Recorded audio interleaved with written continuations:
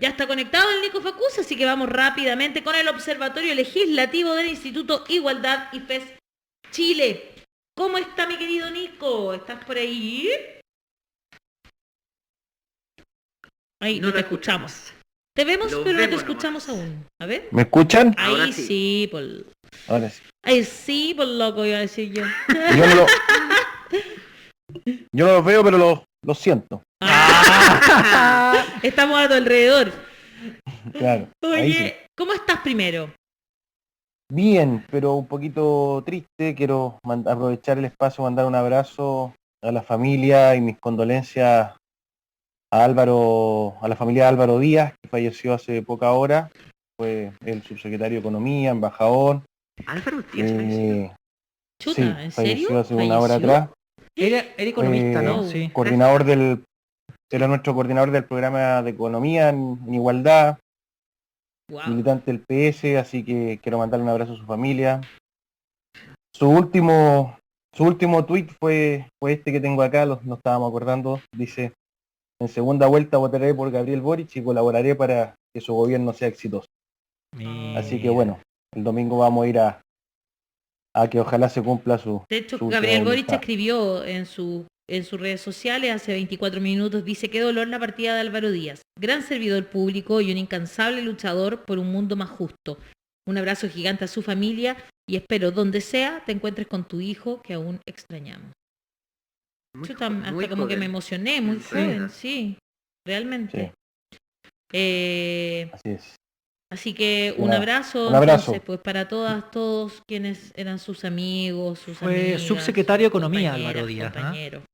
Así es, fue subsecretario de Economía y fue embajador también. Y del equipo económico de Paula Narváez. Pero recientemente muy activo en precisamente esa construcción de unidad en la centroizquierda, uno de los más progresistas y más antineoliberales de los economistas de los años de la Concertación, sin duda. Una persona que tiene muy claro la importancia de la planificación desde el Estado, muy claro también las relaciones internacionales económicas. Me tocó conversar con él sobre esos temas y sí, una persona bien con una claridad acerca de los grandes desafíos que enfrentan Chile en este momento y las formas de avanzar en responder a esos desafíos, ¿no? Una persona que aportó mucho, no solamente en sus años de haber sido de ministro, de embajador, sino recientemente estaba muy activo.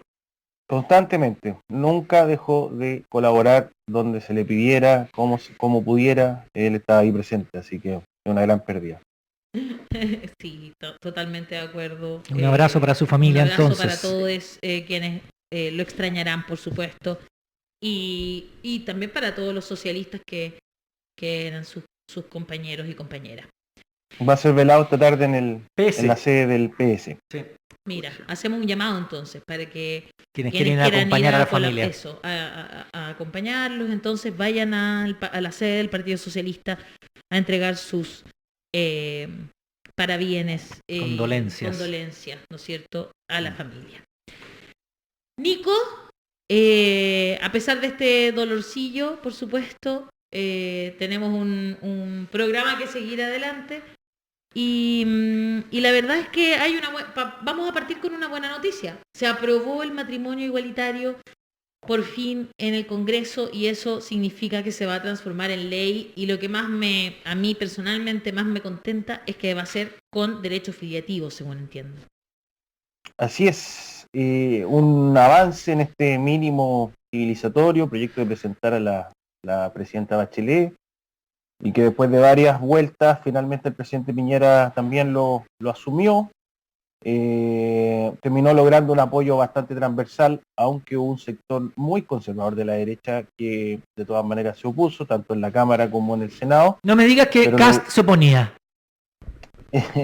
Bueno, partiendo por el candidato presidencial, Claro. Que estaba en contra de esto, como, bueno, ya lo sabemos. Son este tipo de proyectos que uno mira para atrás. En la aprobación del divorcio, lo comentaba Daniel, la despenalización de sodomía. Este delito de la sodomía, y uno dice, en la cabeza de quién alguien pudo haber estado en contra de esos avances mínimos. Bueno, yo creo que la gente que votó en contra de este proyecto, el candidato que está en contra de este proyecto, uno va a mirar en un par de años más y va a decir, ¿cómo es posible que alguien pudiera estar en contra de una cuestión como esta? Había muchos de derecha que votaron a favor, como esta derecha liberal que está tan bajo cuestionamiento ahora. Sí, hubo varios votos de derecha que estuvieron a favor tanto en la Cámara como en el Senado, partiendo por Felipe Kast, que en una contorsión inexplicable apoya este proyecto y siempre ha estado por este tipo de reconocimiento de derechos, pero a la vez apoya a un candidato que evidentemente está en contra de cualquier tipo de reconocimiento de diversidad, de ejercicio de derechos para las minorías, y son realmente no se entiende. Yo vi la intervención de él en la sala y no una cantidad de contorsiones, lo que dice un día, el otro yo en verdad no. Bueno, eso explica la fuga de militantes de Evópolis bien importante que ha habido desde que declararon su apoyo a porque no se entiende que gente con esa matriz... Es alto el número de militantes que han dejado Evópolis, que era la renovación de la derecha más liberal, desde que dijeron que apoyaban a Kast. O sea, es lo que ha salido en los medios, que han tenido una fuga importante en cantidad y también en militantes que tenían algún grado de incidencia interno. Me parece de toda lógica, porque ahí hay una matriz distinta. Y apoyar a José Antonio Kast sin duda es dejar un poquito sin sentido al proyecto político que intentó armar Evópolis, que yo creo que además, no sé cómo después de esto gane o pierda Kast, no sé cómo le van a explicar no sé cómo se van a reconstruir políticamente, porque es una incoherencia absoluta esto, no se entiende, absolutamente no se entiende. Es que es muy duro esto porque es un patrón que también hemos visto en varios países donde la derecha más moderada y liberal va perdiendo terreno a la derecha más ultrista, que acepta noticias falsas, que es anticiencia, que es antidemocrática en muchos espacios, ¿no? Eso, el Partido Republicano nunca fue muy democrático en Estados Unidos, pero ahora tenemos un Partido Republicano más extremista de lo que era. Hassan, pero si me permite hacer un matiz, hay países donde la derecha moderada le ha hecho un cerco sanitario, un cerco político a la extrema derecha. Y Alemania, por ejemplo, no pactar con ellos los regímenes parlamentarios, lo que se traduciría en nuestro país a no hacer un llamado a votar por ellos, ni menos estar haciendo campaña. Y acá eso no ha ocurrido, por lo tanto, a mí me parece que un proyecto liberal de centro derecha que apuntaba a ser, por ejemplo, Evópolis, está destinado al fracaso, absolutamente, porque haber sido coherente con sus convicciones y sus principios era efectivamente hacer el cerco político, sanitario, como ha ocurrido en otros países. Sí, es muy interesante ese punto, Nico, que no es solamente por razones de la ideología, también es por el sistema político. Y te quería preguntar sobre eso, porque en Alemania lo han hecho porque tienen que negociar dentro del Bundestag, dentro del Congreso, cómo se construye el gobierno. Entonces, si tuviéramos en Chile el sistema parlamentario similar al sistema alemán, entonces, viendo el Congreso actual, tendrían que ponerse de acuerdo los grandes grupos para generar un gobierno de consenso. En este caso, con el presidencialismo, al final todos tienen que alinearse detrás del candidato. Y entonces los incentivos para Evópolis, en el caso del modelo chileno de presidencialismo, es irse con Kast. En un sistema tipo alemán sería moderarse, porque la mayoría está con la centroizquierda. Entonces la pregunta que tengo es que si estamos viendo el tema de una nueva constitución, ¿ves eso como más agua en la piscina para moverse hacia un sistema más parlamentario? Que ha generado resquemores porque está contra la tradición americana en general, todo este continente. Sí, bueno, Hassan, son tradiciones distintas. De partida, en Chile se escriben las constituciones, a diferencia, por ejemplo... Inglaterra es el único país que no tiene constitución, no le pongáis tanto, los demás tienen. ¿O te querés que te lea la italiana, la portuguesa? Como el estadio La U. Dale nomás, sigue nomás. ¿Por qué no lo cortáis, director? ¿Por qué no lo cortáis? No, pero mira, yo creo que es difícil, claro, lo que pasa es que si también tuviésemos un sistema parlamentario, estaríamos hablando de otra cosa también, porque el Congreso estaría compuesto de otra forma y probablemente Piñera habría terminado su mandato antes, Mucho y antes. tendría, y la mayoría en el Congreso daban para, no sé, a lo mejor tendríamos un senador de centro izquierda, un diputado de centro izquierda hoy día como presidente, si tuviésemos un sistema parlamentario, y Piñera ya habría terminado su mandato. Entonces, no estaríamos en el escenario que estamos ahora, no habríamos llegado a este punto. Probablemente el estallido se habría resuelto de una manera distinta porque tiene otros mecanismos. Es muy difícil homologar ambas realidades, pero a mí no me convence mucho el sistema parlamentario, pero lo que sí me gusta del sistema parlamentario es que tiene un mecanismo de resolución de crisis política que es bastante menos traumático. Es que esa es la gran gracia que tiene el sistema a lo que parlamentario. existe en nuestro país hoy día. La gran gracia del sistema parlamentario es ese, que en el fondo no se... a ver, ¿por qué existe el excesivo presidencialismo en Chile?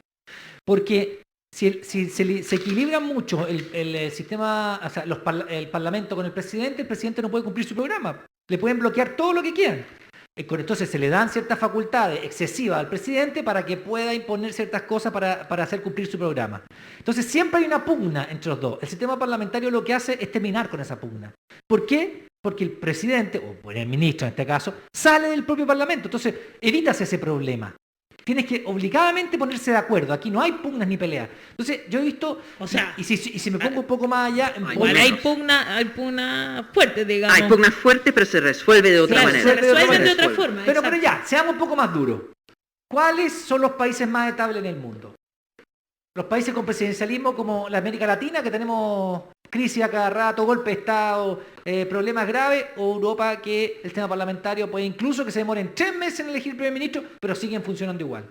Si veamos las realidades. Claro, si el tema es que aquí no tenemos un sistema y no podemos terminar con las tradiciones malas. Sí, pero es que los partidos políticos no tienen, yo creo, son muy pero la suficiente legitimidad aún para tener un sistema parlamentario, porque lo que necesitamos para tener un sistema parlamentario son partidos políticos con alta legitimidad. Y eso aún no sucede. Pero acá tenemos a Nico Fagus. Podemos ir los quiero desviar un segundo para poder cerrar el tema del matrimonio igualitario, porque tenemos preguntas sobre eso. Y estoy casi segura que la respuesta es sí, pero quiero dársela de todas maneras. C. Sepúlveda Coelho dice, ¿se podrán homologar los matrimonios en el extranjero? Estoy casi segura que sí, Nico, ¿verdad?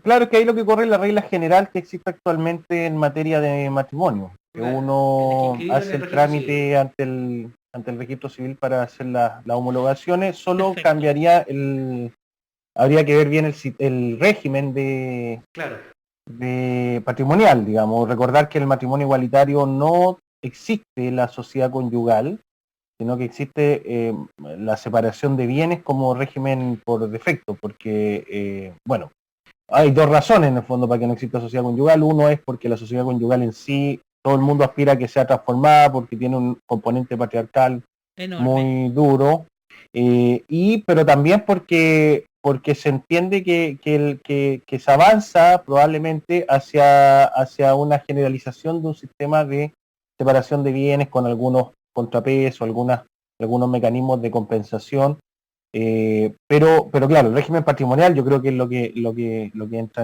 en discusión en ese caso que tú planteas. Perfecto. Y en otro aspecto, digamos, hay filiación, y eso significa entonces que niños y niñas que son hijas, hijos, hijes de dos padres, dos madres, como sea, homoparental, homomaternal, etcétera, van a quedar protegidos, ¿verdad? Eso significa. Así es, fue un punto de discusión que en las organizaciones fueron muy, muy fuertes en eso, y eso es importante reconocerlo, que la organización impulsaron mucho el poder tener una construcción jurídica que permitiera dos padres, dos madres, que las filiaciones se respetaran, porque efectivamente lo que importa ahí es cuidar al niño, cuidar en la protección del menor, lo más relevante. Lo que sí queda pendiente es una buena ley de adopción que permita regular de manera correcta y en igualdad de condiciones las adopciones en parejas homoparentales, que hoy día eso es muy dificultoso. Se dice que Nicolás asiste al matrimonio de sus dos papás. Claro.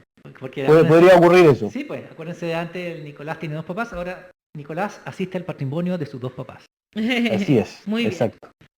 Bien. Ya, ahí está. Era solo para que cerráramos este tema del matrimonio igualitario, que por cierto, no es un proyecto de Sebastián Piñera, porque Michelle mucho Bachelet. también he escuchado, es que aclarémoslo, Nico, porque he escuchado a muchas personas decir que los principales avances en materia de derechos civiles de la comunidad LGBTQI+, han sido aprobados en gobiernos de derecha. Lo que no significa que los gobiernos de derecha lo hayan impulsado, ¿verdad? Ni presentado. No, yo puedo dar testimonio directo de aquello porque yo estuve trabajando en la Secretaría General de Gobierno en todo el trabajo prelegislativo el año 2016 para preparar el proyecto de matrimonio igualitario y nos juntamos con todas las organizaciones y analizamos los mecanismos, modelos de matrimonio igualitario en el mundo. Recordemos que hay una causa internacional del móvil contra el Estado de Chile por tratos discriminatorios y se llega a un acuerdo, el Estado de Chile llega a un acuerdo con el móvil y uno de los puntos del acuerdo para avanzar en terminar con espacios de discriminación era un proyecto de matrimonio igualitario que se trabajó se hizo todo el trabajo prelegislativo del gobierno de la presidenta Bachelet, se presentó en el gobierno de la presidenta Bachelet, pero evidentemente por los plazos legislativos se terminó tramitando ahora.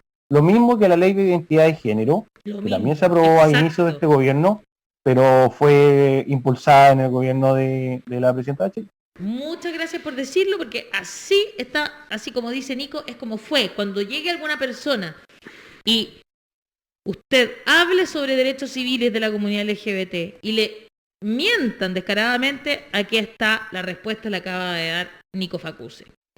Nico querido, además, hay un reajuste del sector público. ¿A qué se hace referencia esto? Y espero que sea bueno, porque si sale el candidato que no queremos que salga, el sector público va a ser de los más... Y además ese proyecto de ley de pensión mínima que Oye, sí, también, esos dos temas son importantes. Sí. Bueno, respecto al proyecto de reajuste del sector público, se está discutiendo en este momento en la Comisión de Hacienda en el Senado. Es un proyecto que busca, hasta ahora la cifra a la que se ha llegado es un 6,1% del alza de los salarios, que es un alza importante, pero se considera para ello la situación inflacionaria que hay en el país. Y el alza del IPC, que en este momento está alcanzando el 6,7%, este proyecto intenta dialogar con eso, es decir, no es que exista un aumento en términos netos relevante, porque lo que se busca es que si es que el alza de los productos ha subido un 6,7%, entonces el alza de los salarios en los sueldos del sector público sube o en una cantidad similar.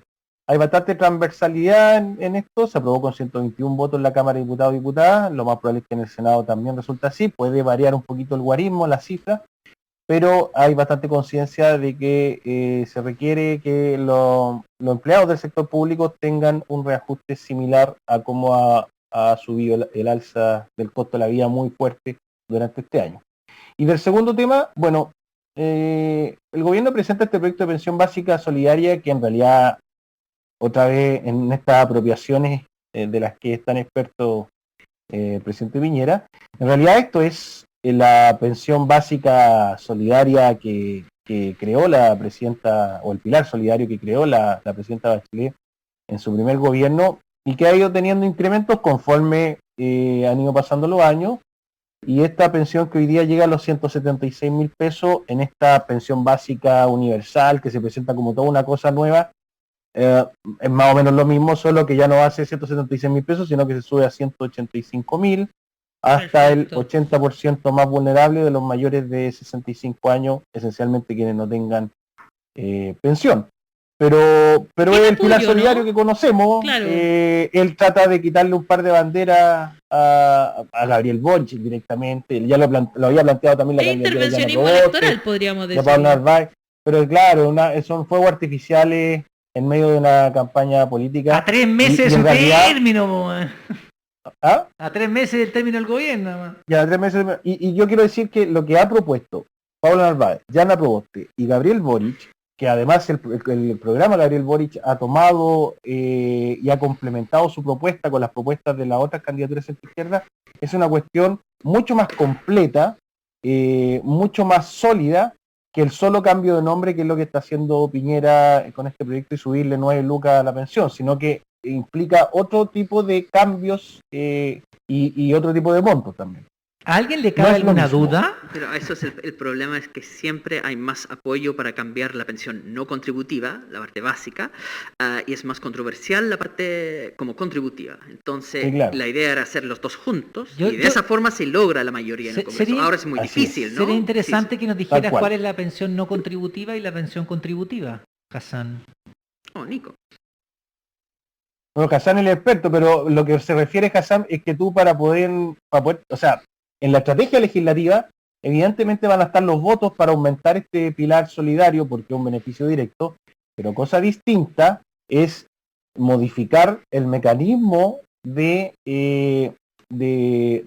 aporte para la pensión que tiene cada persona, porque ahí el proyecto que tiene Gabriel Boric implica un sistema mixto en que se incluye un pilar pagado por las personas, un pilar en que aporta el Estado, un pilar en que aporta el empleador, y evidentemente la idea de esto es tramitar ambas cosas juntas y no lo que políticamente es correcto, lo que políticamente va a generar consenso, que es subirle un monto de dinero a las personas que están jubiladas. Por eso entiendo lo que dice Hassan. El programa de Cast aumentaba 4 puntos a cada trabajador, ¿no? A costo del trabajador, sí, no a costo del empleador como la propuesta. Ojo, chilenos y chilenas, el programa de Cast. De hecho, lo que decía más era plata a las AFP. Más plata para la AFP a costo del trabajador. Tu sueldo líquido, claro.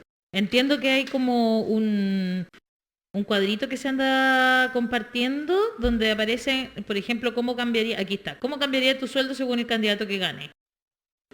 Si tu sueldo es de 350, con Boric quedaría en 500, con Kast en 332.765. Está el 4% que estaría en cargo de los trabajadores. Si era de 400, con Boric subiría 500, con Kast a 380 bajaría. 450, 500, 427. 500, 475 con el señor Rubio.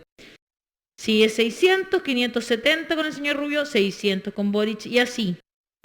Ahí este cuadrito anda dando vueltas porque, lo que hacen es sacarle el 4% que iría en cargo del trabajador. Sí. Por ejemplo, si usted gana 800, con el señor Rubio le quedarían 761. Y si ganaba 1,5 millones, 1.427.000 bajaría, o 1 millón, a 952. ¿Por qué? O sea, así. Porque te bajan el 4%. Exacto. Entonces, la verdad... Qué importante, ojalá que salga este tema hoy en la noche porque es muy relevante. O sea, la gente recibe pensiones miserables y la propuesta de Kast es: usted va a seguir recibiendo pensiones miserables porque con un 4% no soluciona el problema. Esto está súper estudiado, necesita por lo menos 6, 8 o 10 puntos más de cotización, pero además esos 4 puntos van a ser con cargo a su propio sueldo. O sea, el empleador sigue sin ponerse y el Estado sigue sin ponerse, y además sigue siendo administrado por las entidades que son la AFP, que sabemos que han hecho mal la pega durante estos 30 años, no tienen la situación en la que estamos. Así es. Muy bien, aclarado el tema entonces. Don Nicolás Facuse, ha sido un agrado verlo hoy. Nicolás Facuse, el grande. Un abrazo y bueno, con las patitas en la calle hasta el último día, que esto va a estar... Ni que lo diga, me levanté a las 6 hoy día. Seguimos. Muy bien, muy bien. No le preguntamos predicciones esta vez. Ay, no, mejor no. No hagamos predicciones esta vez. La vez pasada, la chunté. Sí, por eso queremos saber tu opinión ahora. Tú fuiste el más cercano junto con Hassan. Yo di bote, pero hediondo de mal. ¿Cuál es tu predicción? Yo lo único que me temo es que la abstención va a ser muy alta. Y eso puede ser un problema. Pero bueno, quedan 6 días para evitar eso. ¿Y por qué tú crees que va a ser mayor la abstención? Porque siento que la técnica de Kast, ya ha ocupado todos los recursos para eso, es que al estar arrinconado y no tener un programa sólido para poder enfrentar a la candidatura de Gabriel Boric, ha sido emporcar el debate, que fue la técnica que ya se ocupaba antes por Trump, Bolsonaro, y entonces en un sistema que tenemos en Chile de voto voluntario, tú emporcas el debate, ensucias la discusión, generas conflictos, y eso hace que la gente se aleje de la urna y se choree con todo esto y no quiere ir a votar. Y yo creo que esa ha sido la estrategia de ellos, tratar de que la gente no vaya a votar. Súper de acuerdo contigo, justamente. Eso es lo que quieren, que no vayan a votar. Un abrazo, Nico. Muchas gracias por estar hoy día presente en La Voz de los que Sobran. Nos estamos viendo, ¿ya?